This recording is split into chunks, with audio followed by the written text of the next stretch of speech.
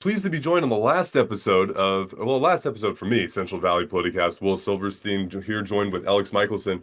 Alex, thank you so much for coming on this. We really appreciate you taking the time. Well, congratulations to you on a great run in the Central Valley. You are such a tremendous guy and a great mensch, and a great reporter who has developed trust and respect of not only journalism colleagues, but so many of the politicians in the area and the viewers and listeners to this podcast. You work so hard, and you deserve your flowers. And so it's a huge honor to be here for your final show, but I know you're going to go on to do great, great things.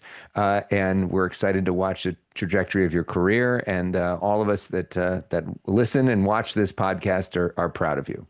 Well, thank you so much. I really appreciate that. And we Can we started it stop just. now? No. Oh yeah, yeah, exactly. Just leave it there. Yeah, yeah, that's it, by the way. And thank you very much. And tune in next week. No, Yeah.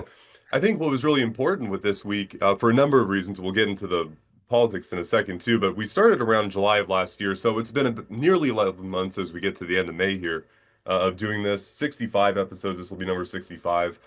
So we've been, the thing I think I'm most proud of is that somehow it's not always the same day of the week, but we've been able to do at least one a week. For over the course of this period of time, even on vacations, I don't really take week-long vacations, so I'm usually able to work 2 days, and if I'm working 2 days a week, I'm finding a way to get this show in and keep our viewers up to date. So yeah, no, thank you very much. Those words mean a lot, and yeah, I should say one of the first guests that we had last year and on this podcast was yourself, and we had you not only from right around this time last year from the DNC convention, but also the Right. RNC convention. Yeah. It was really special for you to take the time. I know you were operating on very little sleep, to still be able to do that and tell our viewers what to expect from those conventions. Yeah, and I'm reading Original Sin right now. I'm almost through it, which is Alex Thompson and Jake Tapper's book about that time, and so I'm reliving that literally this morning as we recorded this. It just went through that period, so I feel like I'm right back there. Well, to give the viewers how big of a nerd I am, I listed all of my episodes on my phone, and I have the dates of each one. And I just figure, as we transition into the politics of what's going on here, a good timeline as to what happened. So you have the Biden debate at the end of June, Biden Trump of June of last year. Then within 15 days, he gives a press conference to try and show that he's still active and he can take questions for the press and not Yeah, mess anything up. yeah. Then Within after, 15 days was part of the problem, as that book points right. out. People wanted that to be the next day or two, and the fact that it went 15 days, part of sent a message to everybody that maybe he can't do a press conference. Right, and then you have the assassination attempt on Trump's life on the 13th, I believe, of July of last year, and then Yeah. all of a sudden Vance is picked, the RNC happens, a huge wave of momentum, goes to Trump, and I know that you were in the building for that. Can you talk to us about what that speech was like? I know it was very long, and a lot of people look at that, but when you look back at the highlights and the history of it, everyone remembers. I think the moment with the fallen compradore, the person who had died, and his firefighter uniform being honored. What was that experience like, and how did that, do you think, swung momentum so much even more in Trump's favor that it was going to eventually push out Biden in some way? Yeah, I mean, well, in the room, I mean, it was interesting. That particular speech, that RNC speech, was like two speeches. There was the speech that had been written for Trump that he read off the prompter where he talked about his shooting, and it was very emotional and it was very moving, and it felt like he had just won the election and it was over, and the Democrats didn't have a chance, and then he kept going. And I posted a video that got millions of views of Trump, pan Trump over a prompter, and prompter stuck because he's not reading the prompter and he's just going on and on and on. And then it was like one of the longest speeches in the history of the RNC, and it sort of reminded folks that maybe Trump is may not be all there in every single way too. But the overall feeling of the RNC was that the Democrats had no chance, that Biden was done, and that Trump was going to be the president. And in some ways, I think the Republicans were kind of mad that they did too good a job in knocking out Biden, and then they had Harris, and then Trump really felt, oh my God, could she have momentum? What did we do now that we end up with her? And for a moment, around the time of the DNC, there was real optimism on the Democratic side, but Kamala Harris was never able to get over the hump. Right, and we kind of we take from that too that when you mentioned that change of momentum, the whole Vance pick, which maybe seemed a little arrogant at first because I thought, well, maybe he's a little bit too far right. Then the comments come out about the cat ladies and all that, and then this at the same time that Harris starts to build momentum as well, picks up Tim Walz, who gave a very rousing speech at his intro, and then you just saw the difference in energy, right, between what the new Democratic campaign was going to look like and what the presidency was having up to that point, and that kind of takes us into this book. Yeah. I Well, mean, it's what? impossible Yeah, to have less energy than what Joe Biden was having. I mean, that was, that was all time, fair point. all Yeah, time bad. So this podcast has more energy than Joe Biden was yes, from having at each that side point. Yeah, of the yeah, computer here. Yeah, yeah. absolutely. Well, I guess that goes to this point too, which is you've mentioned in previous interviews, I know about being in the press pools with the president, and just about everyone can see it. You can see it.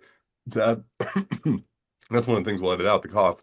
But one of those things that we'll see too is that you just saw a lack of energy from him in person. You maybe saw a little bit of a decline. You spoke particularly about the way that George Clooney saw him, and of course an op-ed that would eventually come out. These are your experiences in person before we even Mhm. get into this book that were just very. It seemed to become very obvious for the American public. Well, it didn't become obvious to the American public until that debate, but it was more obvious to those of us that had spent time with Joe Biden that his decline was real and kind of frightening and leads to real questions. And sort of one of the questions that I have after reading the book, which sounded like a right-wing talking point at the time, but I think is a legitimate question to ask is, who was running the country? Who was making the final decision? I mean, it talks a lot about who was making the decision in terms of the campaign, but who was making the decision in the White House and what was going on there? Because the book talks about all these instances of senators and congresspeople and other people talking to him and leaving kind of freaked out that he either didn't recognize them or didn't seem to follow along their train of thought all the time or wasn't really able to sustain meetings. And I think there's a lot of questions that need to be answered in terms of what was going on behind the scenes at the White House. It's pretty scary, and I think it's good for the country that there was not, a major crisis where the president was needed at 3 o'clock in the morning, as Hillary Clinton ran on years ago, that 3 a.m. phone call. But it was. It's infuriating, I think, for a lot of Democrats, especially, who feel like Joe Biden's selfishness and hubris and the arrogance of those around him to put him in a position where he not only brought down himself, but brought down the entire party, and in their view, brought down the entire country. And to that point, now fast forwarding to what's going to be happening on the issue is later this week, you have an interview coming up with one of the authors of the book, Alex Thompson. What are you hoping to ask him in that interview, and what are you hoping to see that wasn't in the book? I know you're running through it and getting all those notes taken care of. I'm sure you've read through it a few times at this point and just trying to figure out, or how many questions can I get in a 20-minute time frame? I'm sure is your other question. Yeah, and I don't even know if we're going to do a full 20 minutes with him. I think, I mean, Alex has done a few other interviews in the last week. This is kind of the opposite of an exclusive. I think, yeah, I mean, that's one of my questions is who was running the country, at this period in terms of what was going on behind the scenes there and sort of the lessons learned. I mean, one of the quotes that really stuck out to me. A couple quotes that I took note of. One, David Plouffe, the campaign advisor to Barack Obama, who was brought into the Harris campaign, who Biden was not a huge fan of, said, one of the lessons of this race is you can't tell voters to not see what they're seeing in their own with their own eyes, which I think is something that Democrats could really learn from still right now. And another thing that struck me that I didn't realize is that Pete Aguilar, who's a congressman from California, somebody that we cover, said after the debate, a few weeks after the debate, has anybody told the president about his poll numbers, about what kind of political danger he's in? And Steve Ricchetti, who was one of the president's top advisors, said no. So, I mean, basically, Joe Biden was living in cocoon with no information getting to him. And that's a pretty scary reality to have a president in that sort of space. So I think that interaction is interesting, and I hadn't really seen much talked about in terms of that. So I don't know. I mean, I think there's questions for Alex, but more interestingly, if Kamala Harris decides to run for California governor, the more interesting questions are for her.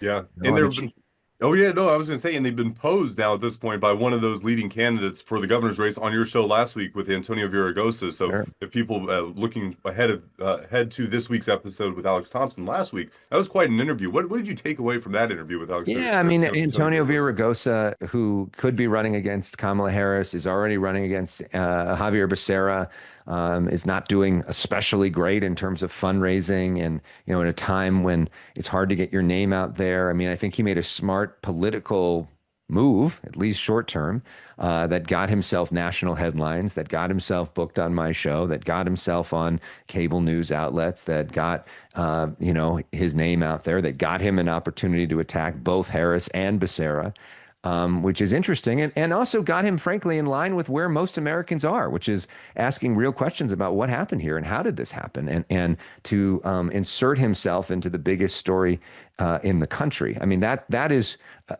cheap advice for politicians that nobody's asked for from me. People often sometimes will say. And I don't know if you have these lunches with staffers who are like, well, how do I get my boss on TV? And it's like, well, the best way to get on TV is to insert yourself into the story that TV is already covering. So Antonio Villaraigosa did that. It may be hard to do some story about some random topic or event that nobody cares about that you're doing that nobody wants. But if you're already doing a story about original sin, it's much easier to bring in a local angle of it, and then that's a smart way to do it. And I think it was a smart political maneuver. But in terms of Harris, though, I mean, one of the things that will be interesting if she gets in, she hasn't done an interview with anybody since the race.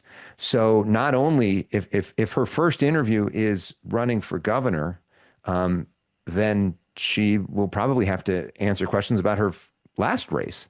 And that's a lot. That's a lot to get into. Not only why did she lose, but what did she know? When did she know it? As Antonio Villaraigosa said about Biden, and some of her judgments about the electorate and about what happened. I mean, we haven't heard that from her at all. Yeah, and I think the interesting thing with that as well is when you look at her polling, a lot of the polls that have come out with her in this governor's race, they show her well ahead if you just look at who's in support of her. But she also has a very high unfavorability rating as Yeah. well.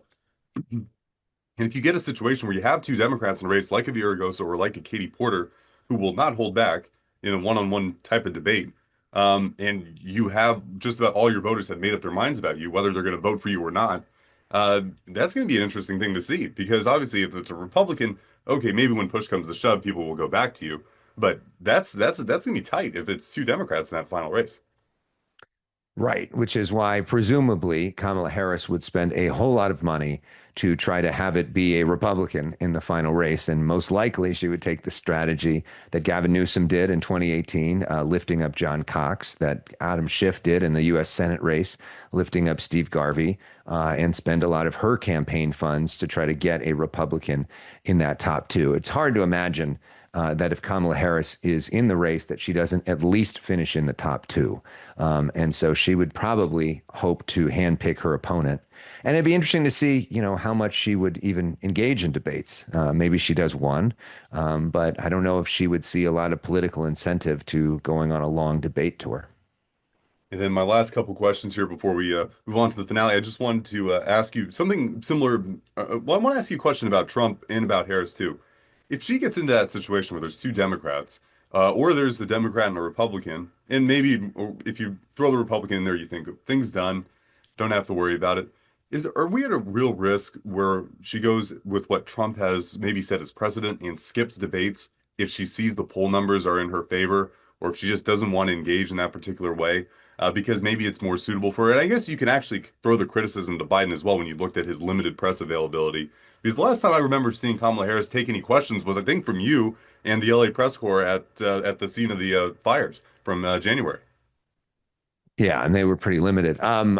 Yeah, I mean, politicians usually answer questions when they think they have to. I mean, Kamala Harris, who I like and respect and have always had a good relationship with, has never been one to go out of her way to answer press questions. Even on that day, it was very limited and very controlled and very short.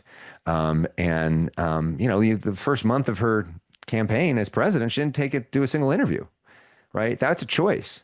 And interestingly, her poll numbers were better when she wasn't doing interviews. I'm sure they see that too. So, politicians tend to do what they think they need to do. Gavin Newsom, when he ran against John Cox for governor, when he ran in the primary, he did a bunch of debates because the race was close. When he ran against Cox, when he thought he was going to win by 25 points, he did one debate. It was on the radio on a Monday morning at 10:30 in the morning. Prime time And newscast. no cameras were allowed. So, that tells you something. He said, I did a debate, but it was literally the least amount. I mean, Gavin Newsom wouldn't do a debate with us. Last time when he ran, he had Brian Dolly and he did it very small, and it was small on purpose. Yes, do I think that Kamala Harris, if there was a general election between her and a Republican, that she probably would not go out of her way to have a huge debate? Yes, and there would be precedent for that. And then if we look at the rest of these candidates, this is my last question for you on this. Just if you look at all these governor candidates, it's very interesting because you see Villaraigosa, who mayor of Los Angeles for a number of years, a couple of scandals in his past, to to put that mildly. Um, but he's been out of office for some time. Then you have Javier Becerra, who talked on your show about two very interesting things that kind of seem that they may contradict in today's political world about how many times he's sued the president, current President Trump, and then also two about how he wants to fix California's budget and take it away from the way that Governor Newsom has been running the state a little bit, but he didn't really give you necessarily concrete answers. I remember from watching that interview as well. We've yet to have we had Mayor Villaraigosa on. We haven't had Javier Becerra on just yet.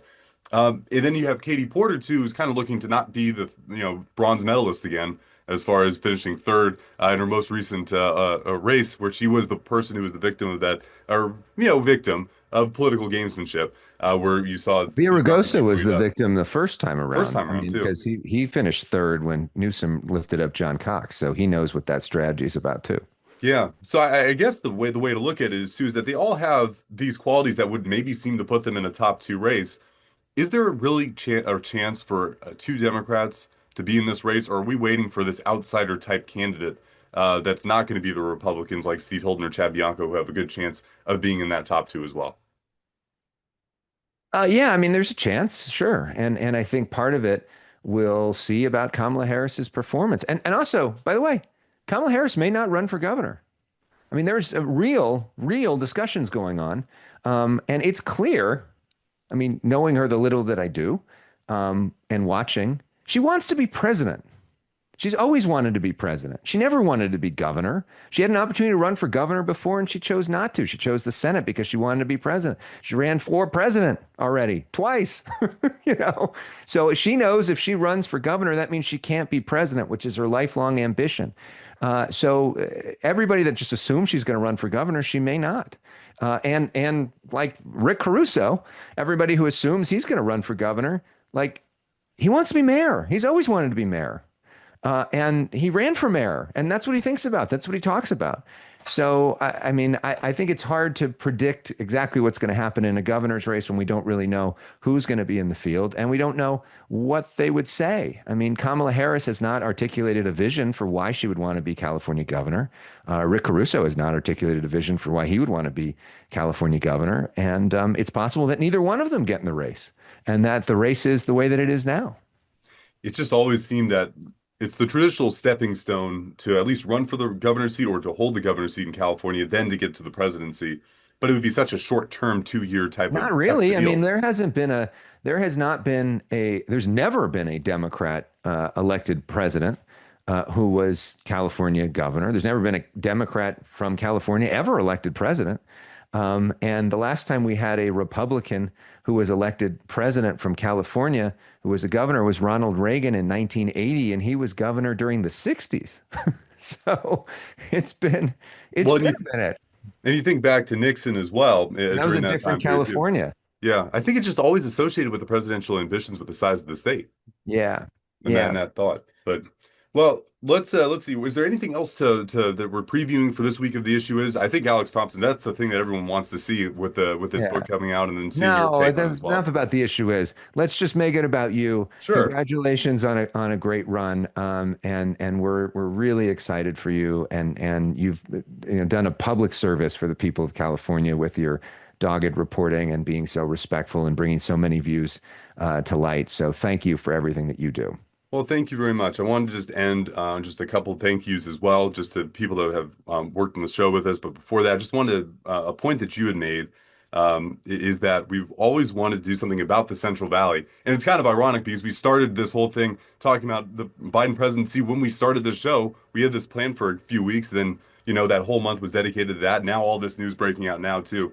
But when we look at all the people that we talked to and all the guests that we had, the vast majority of which are coming from the Central Valley in California, a lot of these interviews run across the state, whether it's on our sister stations on KPH on Fox. I know I've sent several clips down to you in Los Angeles as well, just to kind of get that viewpoint and the perspective. One of the reasons I wanted to have you on too, Alex, is just whether or not this show has a future going forward with somebody else hosting. The issue is also runs on our mornings at 4 a.m. I know Aaron Perlman likes to really throw that 4 a.m. number around.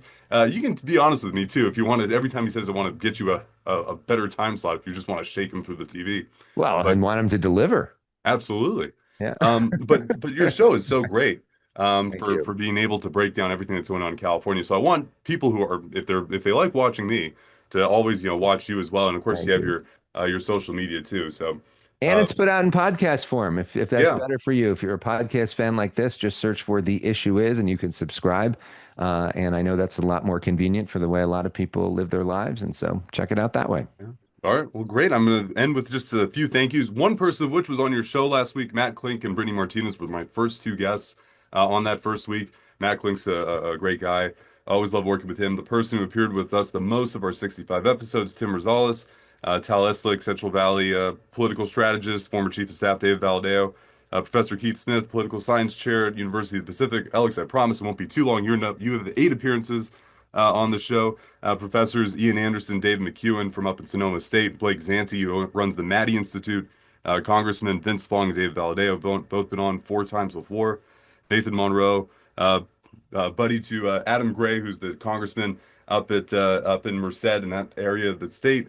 And he's the head of the UC Merced Center of Political Analytical Engagement. Rob Stutzman, political strategist. Ruthie Bloom, the Jewish News Syndicate. Melissa Hurtado, State Senator. Christina Pascucci, been on a couple times. Eric Early, Richard Gerhardt, Cal State Bakersfield Economics Chair. Jimmy Gomez, Alex Padilla, Cherkis Sensation, Girk Chase Soydemir from Stanislaus State, and Sean Steele. That's the guest list. Just Wow. wanted to say thank you to all of them who, they don't have to, but they've taken the chance to be on with me, and I really appreciate their time. And Alex, thank you so much. I appreciate it as well. Bravo. You stayed with me during the reading. I appreciate it. Yeah. I might, depending on how much I was running out of breath, I might just put a graphic on of everybody. But Yeah. Yeah. All good. Thank you, thank, Will. thank you so much. Congratulations. So excited for you. And let me know how I can be helpful to you in your next gig. Appreciate it. Thank you so much. Always Take rooting for care you. and have a good rest of your day.